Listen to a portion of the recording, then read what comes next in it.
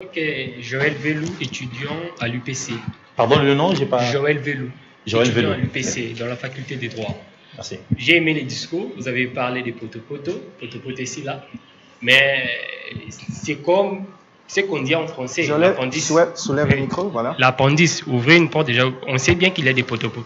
Maintenant, quelle sera la procédure pour amener ces changements? En fait, ces changements seront constitués de quels éléments?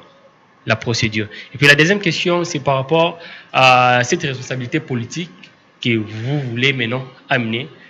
Quelles sont les failles des mandats législatifs passés et que vous avez répertoriées et que vous envisagez de trouver des meilleures solutions pour l'avenir? Je ne sais pas si je me suis fait... Très bien. Okay. Merci beaucoup. Merci. Merci Joël. Deux bonnes questions. La première... comment on fait pour changer ce pays et nous sortir de notre poteau?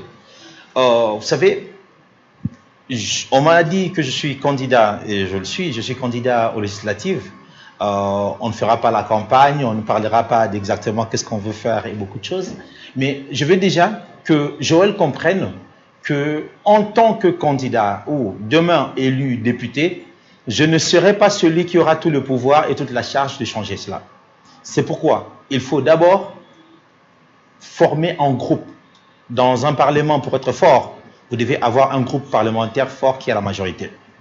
Et c'est pour cela que je ne suis pas candidat indépendant, ni candidat n'importe quoi. Je suis candidat d'un grand parti, qui est l'UDPS. Demain, nous allons pour gagner les élections. Nous gagnons les élections législatives, nous aurons la majorité, parce que nous l'avons eu en 2011. Nous aurons la majorité, et nous l'aurons encore. Nous aurons la majorité au Parlement et nous aurons un président de la République qui viendra de notre maison. Alors, avec cette force-là, nous le ferons ensemble. Moi, en tant que député, en ayant la vision de Poto-Poto, c'est à moi de parler, convaincre et faire adopter cela dans le groupe parlementaire que nous aurons. Alors, demain, mon groupe parlementaire qui l'adopte, et ça sera ma responsabilité à moi de réussir à le convaincre, comme j'espère que je réussirai à convaincre Joël. Comment je vais le convaincre et comment leur dire pourquoi nous devons travailler là-dessus? Parce que le poto-poto, et c'est ce que nous constatons nous tous, que ce soit mes amis de l'UDPS, que ce soit nos amis aujourd'hui qui sont dans la majorité, que ce soit tous les partis de l'opposition, nous tous, nous sommes sûrs que notre pays, il va mal. C'est déjà cela. Mais ce que nous voulons apporter de plus, contrairement aujourd'hui, nous sommes dans le pays où nous savons tous ça va mal, mais personne ne croit vraiment qu'on peut changer. La première chose que moi, je dois apporter dans notre politique, c'est de montrer à tous nos politiques et à tout le monde, moi, je veux être celui qui réussira à convaincre le Congolais que son pays peut changer, que nous pouvons changer ce pays et le transformer. Parce que ce qui nous manque souvent, c'est la foi. Et c'est pour cela que nous continuons dans les mêmes bêtises que tout le monde fait, parce qu'on dit, en voulant changer, ça ne changera rien. Je peux vous dire, je suis revenu au Congo, j'ai dit, ça ne m'arrivera pas d'être dans une voiture et de ne pas prendre une ceinture. D'accord? J'ai toujours pris une ceinture. Et il m'est arrivé des moments où ton véhicule est en panne, où tu n'as pas de véhicule, tu prends un taxi. Je prends le taxi, je suis devant, première chose, ceinture. Ah non, monsieur, la ceinture ne marche pas. Je descends. Et je ne crois pas que j'ai perdu quelque chose. Mais j'ai juste eu une discipline que j'ai gardée et j'ai inculquée à beaucoup de gens. Donc, quand j'ai eu des chauffeurs, mes chauffeurs ont monté avant de démarrer, prends d'abord ta ceinture. Ça a servi à éduquer les gens.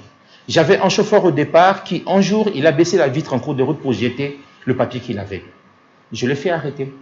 On a reculé, il a ramassé ce papier-là. Et je lui ai dit, tu ne le feras plus. Je lui ai expliqué pourquoi il ne fera plus. Je lui ai expliqué en lui disant, c'est comme ça que nous salissons notre pays. Donc, ce monsieur, après 2 mois, un jour, il est venu me dire, merci, parce que dans sa maison aujourd'hui, et je lui ai dit, dans ta maison, et un petit bac que vous utiliserez comme poubelle pour mettre les saletés, mais pas des papiers en train de jeter même dans la cour de la parcelle. Et j'ai réussi à l'éduquer. Donc, je pense que ce qui nous manque plus, c'est cette foi-là que nous pouvons changer. Nous faisons beaucoup de choses comme tout le monde, parce que c'est comme ça que ça se fait. Parce que lui, il avait fait comme ça. Alors, je pense que moi, ce que je veux apporter d'abord dans la politique congolaise, aider tous mes amis politiciens, aider tout le monde dans la politique, et nous, amis étudiants, amis journalistes et tout le monde, à croire que nous pouvons changer ce pays, et nous pouvons vraiment. J'ai eu des gens Merci beaucoup. Nous avons eu plusieurs fois des bonnes idées. On a entendu des bonnes lois, des bonnes idées, mais qui n'ont pas été mises en pratique. Vous savez pourquoi? Parce que même ceux qui ont voté ces lois-là se sont dit ça ne marchera pas. Ils n'ont pas cru en cela. J'ai eu à prendre des décisions dans ma vie. On me dit, tu es en train de bousiller ta vie. Ce n'est pas ce que tu dois faire parce que ce pays ne changera pas. J'ai dit, je dois le faire parce que je veux juste être la cobaye. Être cette première personne qui se dit, on doit sacrifier pour le Congo pour qu'il change.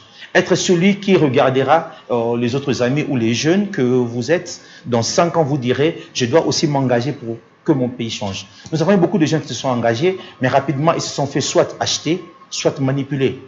Parce qu'ils avaient des problèmes financiers, ou parce que c'est facile, ou parce qu'on leur a montré. Mais parce que nous n'avions pas d'idéal. Nous pensions juste à nous enrichir rapidement. Donc, ce que je ferai d'abord, c'est réussir à convaincre tout le monde que le pays peut changer, que nous pouvons sortir de notre poteau. Très bien, merci bien.